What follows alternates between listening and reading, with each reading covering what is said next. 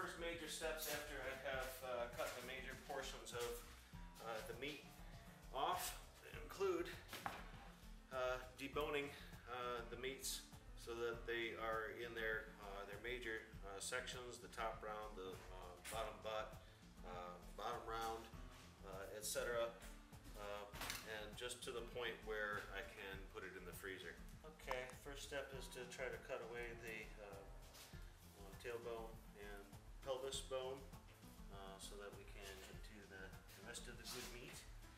And this is going to be an interesting challenge. I'm just trying not to cut into any of the good meat at all. So I'm staying as close to the bone as I possibly can, making short little cuts. And then staying real close to the bone.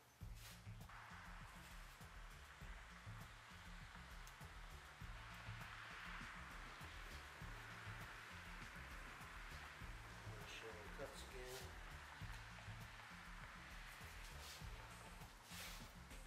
We're not going to save any of the fat.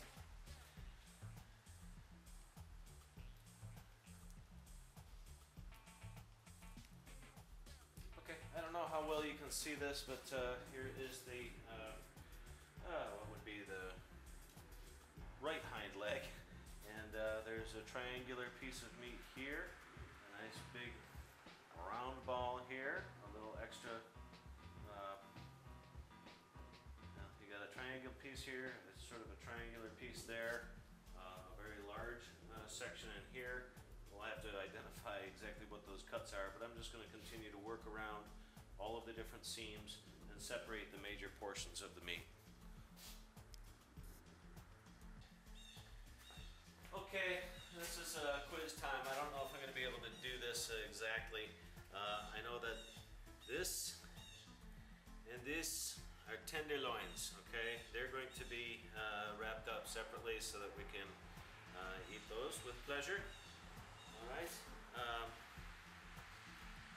This is a little piece of backstrap, I believe. Anyway, this is the eye of round.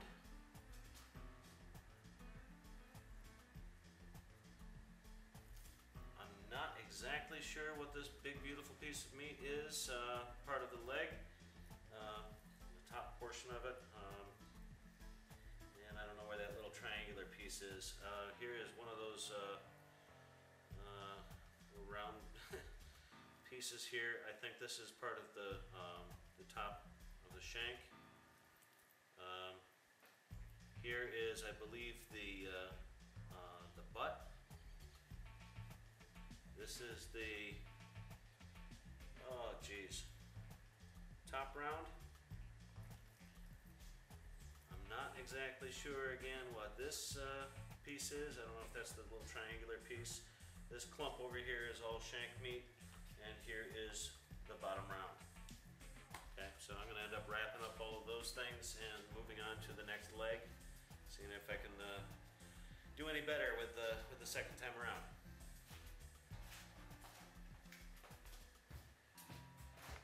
Okay, all right, we now have the right leg of the deer. This is the tenderloin triangle up in this little corner. This is the bottom butt. This is the top butt. This is the, oh, what do you call that? The big piece. That's the bottom round. Bottom round, yes. And attached to that bottom round is the eye of round, which is right here. And then the other big piece underneath is what? Bottom butt.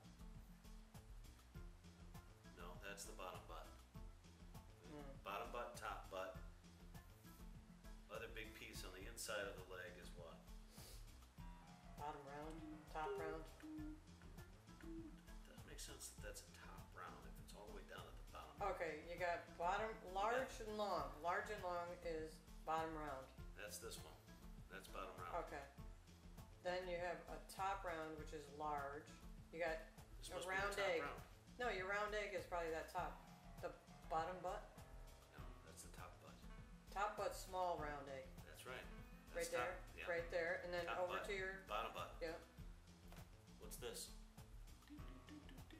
top round, It's gotta be the top round. Okay. Basically. large, it's large, and tender, Yeah, basically on the inside. push on it. I don't know about tender compared to the other ones. What about the other long thing that you have in your right hand? You got another big piece on the inside here as well. I'm not sure what that is. All right, and then there's another piece on the inside of the bottom butt. I don't know if that's just part of the bottom butt. I think it is. Okay, now that I've taken care of the legs, or at least the hind legs, I've taken the back strap. I've cut it into 3 different pieces. You've got the loin section, which has the top loin. Should make some nice steaks. You've got the front portion, which actually contains part of the neck muscle, and I've got the center section over the ribs as well. And I am simply following along the side of the bone.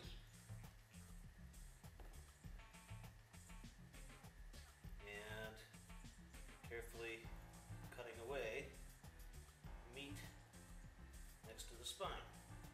And I'm going to continue doing this for the other 2 pieces as well. This is back strap, loin, and you're going to have back strap over the ribs. And then you'll also have a section of back strap over where the neck joins up. So simply following along the bones all the way until you have nice backstrap steaks. There you go. Then I'm going to end up taking the, oops, I'm sorry, I shouldn't have thrown that one. You can. I'm going to end up taking these the backbones and cutting them into 3 to 4 inch strips or chunks, if you will, so that I can make a stock out of this. And I'm going to collect those, and I'm also going to cut up the femur bone as well. So it's the back and leg bones that I'm going to cut up in about 4-inch sections so that I can make a stock. Okay, now I've cut up a bunch of backbones and femur bones so that I can make a stock. And now I'm taking the front leg and I'm going right down the edge of the scapula. I'm not being quite as careful anymore because I'm going to end up using this meat for hamburger or sausage and so on. So I'm just simply trying to cut right around the scapula to get that removed.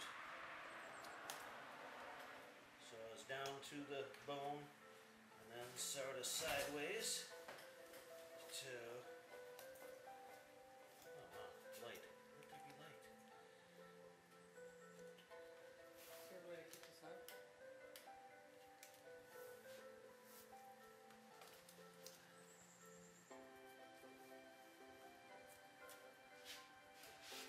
Light is a helpful thing.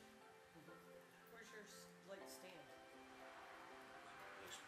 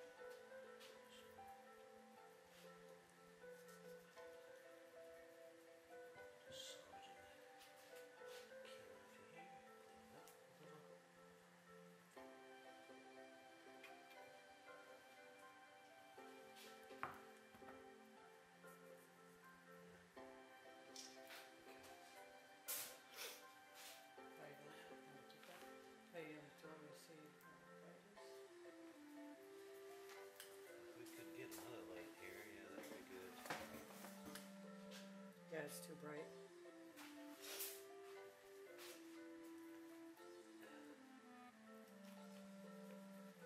Yeah, it just shines right. I can stop this? Yeah, you can stop. Well, the next section was pretty badly damaged from the arrow. There were some large clots on both sides of the neck. So I was able to salvage just maybe a half pound of